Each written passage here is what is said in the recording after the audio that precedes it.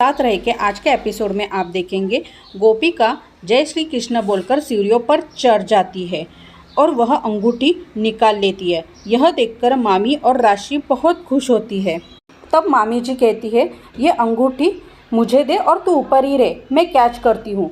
गोपिका वह अंगूठी राशि और मामी जी के पास फेंकने जाती है, लेकिन वह अंगूठी फेंकती नहीं है। वह मोदी हाउस में दिखाई देगा कि चिराग और सक्षम मोदी हाउस आते हैं।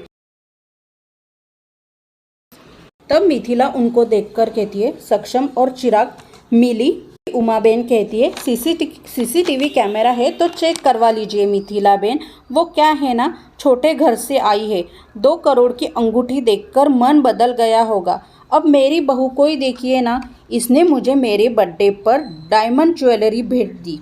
रंग बहुत अलग बात है, पर क्लास और स्टेटस में भी फर्क होता है ना। मन ही मन हंसने लगती है। मामी जी गोपिका से कहती है, तू अंगूठी लेकर कैसे नीचे उतरेगी, तू अंगूठी फेंक दे।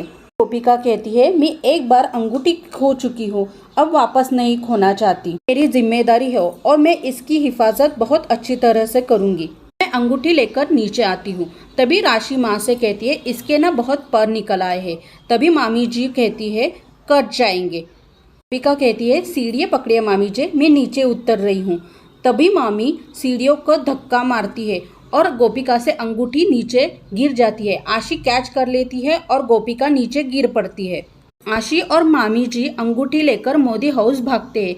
वही पीछे पीछे गोपिका भी मामी जी कहकर उनके पीछे जाती है। अभी वहाँ उमा कहती है, पुलिस को बुला लीजिए। अभी मोदी हाउस में आशी, मामी जी और गोपिका भागते भागते आते हैं।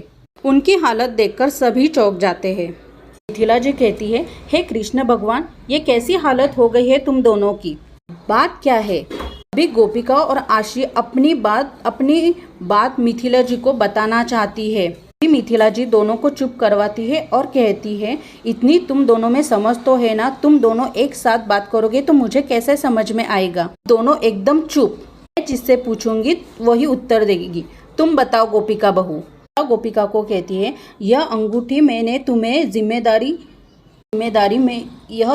मैंने तुम्हें सौंपी थी और मैंने तुमसे कहा था कि यह अंगूठी तुम खुद नानी बहन को दोगी।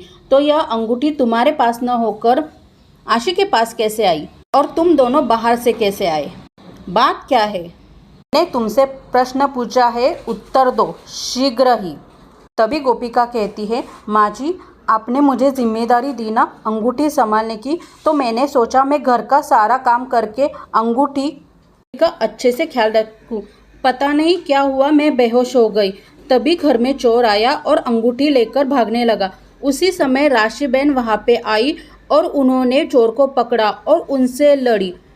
चोर तो भाग गया पर अंगूठी फेंक गया। बा आशी से कहती है, आशी बहू तुम सचमुच चोर से लड़ी। तभी आशी कहती है, हाँ माँ, हाँ बा, मैं सचमुच चोर से लड़ी। ऐसी हालत में इतने बड़े फंक्शन में कैसे आऊँगी।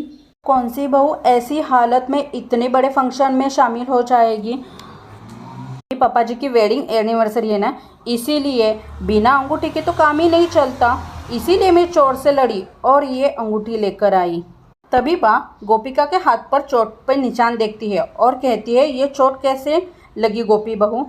तभी गोपिका कहती है, वो अंगूठी जो है पेड़ पर फंस गई थी, उसे पेड़ पर चढ़कर निकालना पड़ा। बा कहती है, आज तुम दोनों ने साबित कर दिया मेरी दोनों बहू कितनी निडर और बहादुर है। मिथिला बहन कहती है, गोपिका बहू सच बताना कृष्ण भगवान की साक्षी मानकर कि तुमने जो कुछ भी कहा क्या वही सच है या सच कुछ और है। अभी गोपिका कहती है, जी माँ जी, मैंने जो भी कहा वही सच है। अभी मिथिला जी कहती है, अगर यह सच है तो मुझे तुम दोनों पर गर्व है। मैं चाहूँगी कि आज के शुभ अवसर पर यह अंगूठी मेरी दोनों बहुएं नानी बहन को दे। तभी आशी अकेले ही नानी बहन को अंगूठी देने जाती है। तभी मिथिला जी आशी को रोककर कहती है, मैंने कहा दोनों, और गोपिका को कहती है, गोपिका बहू।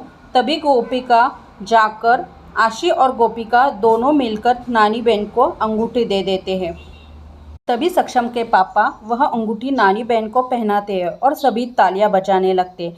वही उमा बहन और उसकी बहू जाने लगती है। मिथिला बहन कहती है, उमा बहन रुकिए। गोपिका, उमा बहन को जाने की बहुत जल्दी है, अब जा रहे तो उनको अच्छे से वेलकम तो कर दो।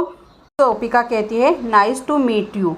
तभी मिथिला बहन उमा बहन को रुकाती है और कहती है, एक महत्वपूर्ण बात सुनकर जाइए।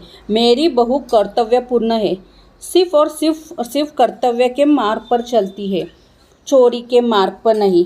फर चाहे कितनी भी चिकनी क्यों ना हो, मेरी बहू फिसलती नहीं। अंडरस्टूड छे? जय श्री कृष्ण। आओ जो। गोपिका मिथिला को कहती है, मैंने कुछ गलत कहा? तब मिथिला कहती है, कुछ लोग ऐसे होते हैं कि दूसरों की खुशियाँ देख नहीं सकते। आज तुमने जो भी किया अच्छा लगा।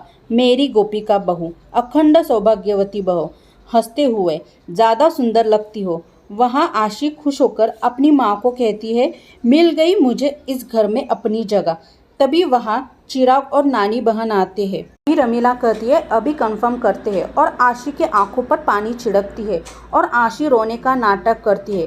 तभी आशी की सास आशी से पूछती है, क्या हुआ, तुम रो क्यों रही है? तब रमीला कहती है, ये नहीं बताएगी, अपने मुंह से ये सब नहीं बताएगी। तब चिराग कहता है, क्या हुआ? तभी रमीला कहती है, रिश्ते ये सब से जुड़ी है, पर मन से कैसे जुड़ी है पता नहीं, अपने परिवार के लिए कुछ कर सकती है। तब नानी बहू कहती है, कैसे ये सबसे जुड़ी है, पर मन से कैसे जुड़ेगी पता नहीं, ये अपने परिवार के लिए कुछ भी कर सकती है। नानी बहन कहती है, ये आप क्या कह रही है? तभी रमीला कहती है, इनकी शादी किस हालत में हुई? आखिरी मौके पर ये मंडप में पहुंची। इसे लगता है ये आप लोगों इसे अपनी बहू मानेंगे या नहीं, लेकिन इसे आज ये मौका मिला आपको तोहफा देने का, तो ये भावुक हो गई। बहन कहती है, आशी बेटा, तुमने आज इस घर के लिए जो किया है, इससे अच्छी बहू तो हमें मिल ही नहीं सकती। मिथिला और सक्षम जी को देखकर गोपिका बहुत खुश होती है। तभी वहाँ आती है और गोपिका को कहती है, क्या बात है? तभी गोपिका कहती है, माँ जी ने मुझे बहुत प्यार दिया, मुझे डर लगता है कि ये खुशी चली ना जाए। वहाँ आशी और मामी जी खुश होते हैं। मामी जी राशि को कहती है, अब तो इस घर में पूरी तरह सेट हो गई है, अब तू रहना इस घर में महारानी बनकर। आशी कहती है, पर मम्मी, ये गोपिका मेरी जेठानी बनकर कब तक मेरे सर पर नाचती रहेगी? तुम ले जाओ इसे। मामी जी आशी को कहती है, अब तो रास्ता एकदम साफ है, गोपिका बनेगी मेरे घर की नौकरानी और दिवाली में मेरे घर की सफाई करेगी। आशी कहती है, मम्मी जी, आपके दिमाग में और कोई प्लान है क्या? और दोनों नाचने लगते हैं।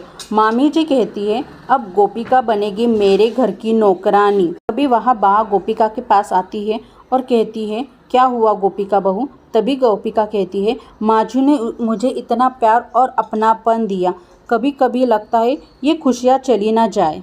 मामी आशी से कहती है, कल नवरात्रि के दिन आ रहे हैं, अब गोपिका इन लोगों के दिल से और इस घर से निकलेगी, और नाचने लगते हैं। दूसरी तरफ हम देखेंगे, सक्षम खाना लेकर आता है। गोपिका अंगूठी लेकर आई थी, उसके बारे में सोचने लगता है और खाना टेबल पे रख देता है। ज़मीन पर पड़े सब्जियों को उठाने लगता है। तभी गोपिका वहाँ पे आ जाती है और वह सक्षम जी से कहती है, सक्षम जी, आप ये क्या कर रहे हैं? रहने दीजिए, मैं ये सब कर लेती हूँ। तभी सक्षम कहता है, ठीक है। गोपिका खाने की ओर देखती है और सक्षम जी से कहती है, सक्षम जी, आपने खाना नहीं खाया?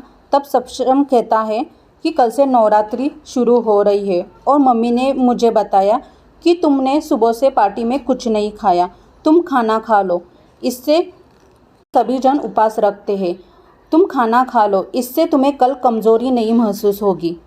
कहता है, बड़ी बहू के नाते तुम भी उपवास रखोगी ना? यह सुनकर गोपिका बहुत खुश होती है और कहती है, हाँ।